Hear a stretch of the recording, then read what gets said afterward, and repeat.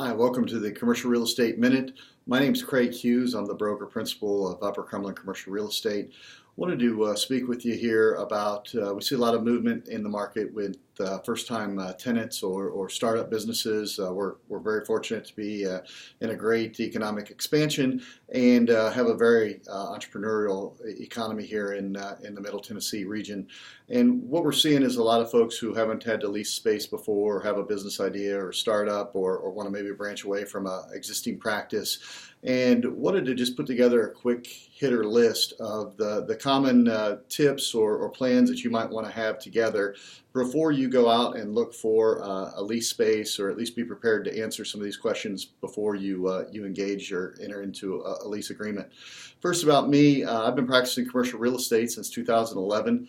About 65 to 70% of what we'll do this year in the transactions will be involved in commercial leasing.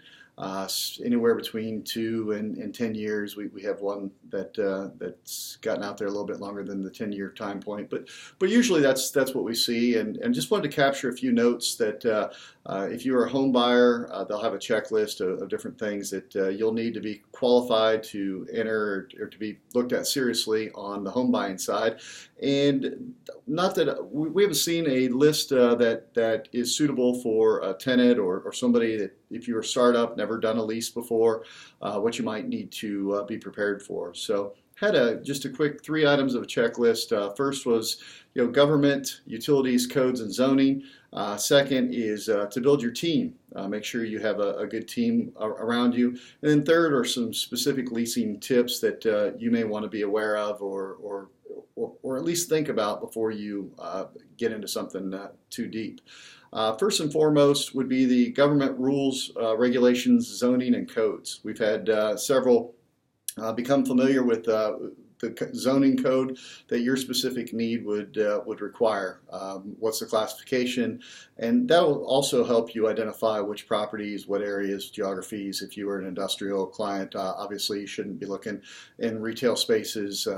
You would need zoning that would comply with your use.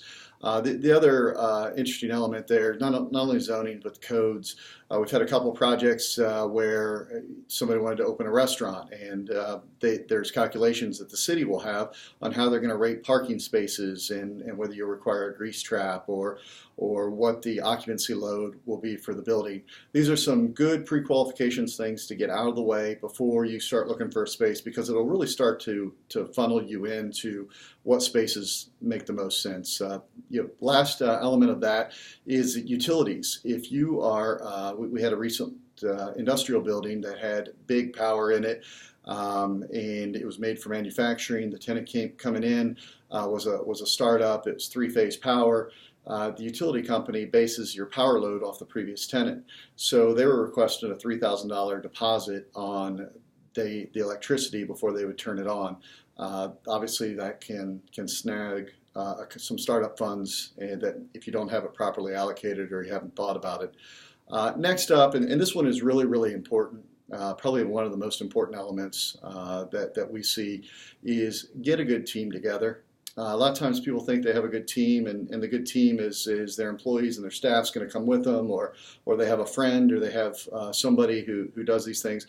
But this team is really not on the front side of the business, they're on the back side of the business. This would be your get a good insurance company, attorney, accountant, a real estate broker, and a business banker. These professional services will pay for their weight in gold. Their whole job and whole world revolves around managing the risk of both yourself personally, but then also your risk as a business entity. Slips and falls, grease hazards, fire safety, all these types of things, what type of business structure you need to have. And that's really important, because when you start your business or you branch off, you will probably want to enter into that lease under a legal structure. It's important that you already have that in place, whether you're going to be a general partnership, an LLC, a corporation. Having good legal advice who not only helps you on the front end, but also helps you kind of with your long-term vision as to where you're going to go, where you want to get to, in the 3, 5, 10-year plan is absolutely critical. We see a lot of folks who have a friend or a family member who does a little bit of everything. They're the insurance agent, they're the banker, attorney, and that can be really, really good and really useful. However, it really pays to have a specialist with your specific concerns. If you are talking to the banker who you get your car loan from, and you're structuring a business finance deal, and you want to set up a business line of credit, they have different tools, and a smart business banker, a smart attorney, insurance agent, commercial real estate broker, they're all going to be able to add a tremendous amount of value and really mitigate or reduce some of the risk and exposure, but really keep that kind of long-term horizon view in mind for your business, so that the moves you make today, you don't have to redo them. You've already kind of thought of them, laid the foundation to go out and, like that 3, 5, 10-year plan.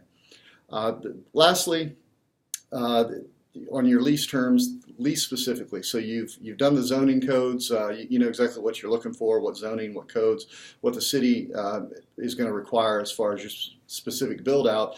You've got your team built, so you've got great professional resources, and you're ready to go. You've got your banking in order. Your legal entity has been assigned, structured, and you're ready to go. Now you start looking for different lease spaces, and a couple of things that we see on the leasing side is make sure you have a plan to share with the owner. Owners are going to want security. You being a startup or a step-up business, be prepared that to answer some of those questions and address some of those concerns on the front side.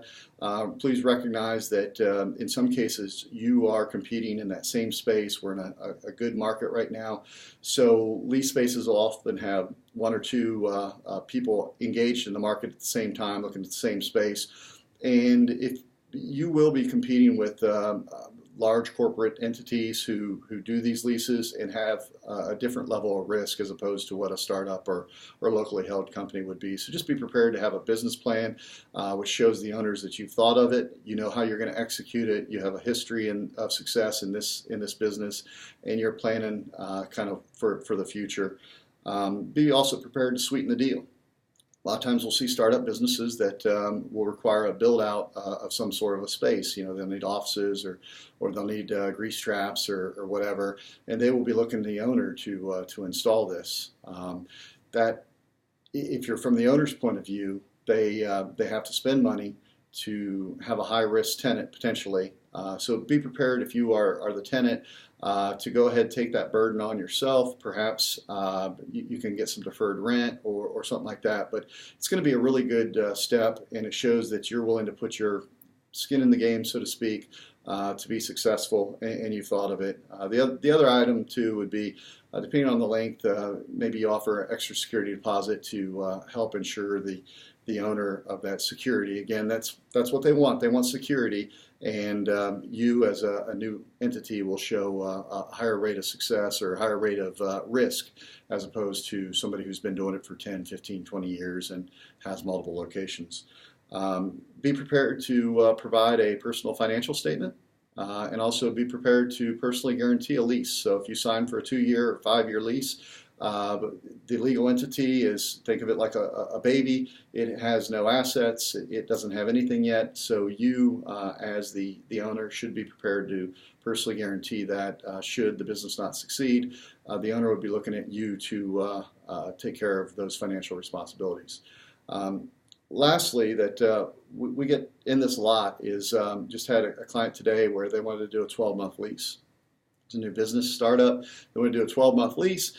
But really, if you kind of count backwards or you've been through some business cycles, you realize that by the time people know where you're at and by the time you know what you're doing, you're going to be into 9 months of your lease.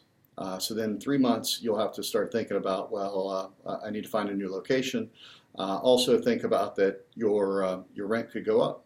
If you've only captured your rate for 12 months and you have a really successful business, things are going well, you are potentially exposed to the owner on the back end when it comes time for a renewal, that they can charge whatever the current market is at that time. As an aside, make sure that we're in kind of a weird window right now. If you look at sale prices going up for buildings and real estate, lease rates aren't necessarily corresponding with that. I'd expect that to kind of catch up. So if you are looking at a 2-year or 1-year lease, be prepared to pay considerably more 2 years from now than you are today, because the market, again, just hasn't reflected higher lease rates yet. Lastly, make sure you think long term about this. Businesses are hard, and it's hard to be in business, and it's hard to make it. But one of the worst challenges that you can have is you have a successful business, you plan for 12 months or 2 years of it, and business is going well, and now you've got to redo everything. You've got to find a new location because you didn't plan enough for the growth that you might have, or your future needs. So really just kind of think long term about where you want to get to, and then kind of manage some of that risk with your team on the back end, as far as how you might be prepared and be flexible on both sides of that. If you have any questions about this, or anything we've left out, please feel free to send us a note. Love to speak with you on it. Again, my name is Craig Hughes, broker of Upper Cumberland Commercial Real Estate. I appreciate your time. Thanks.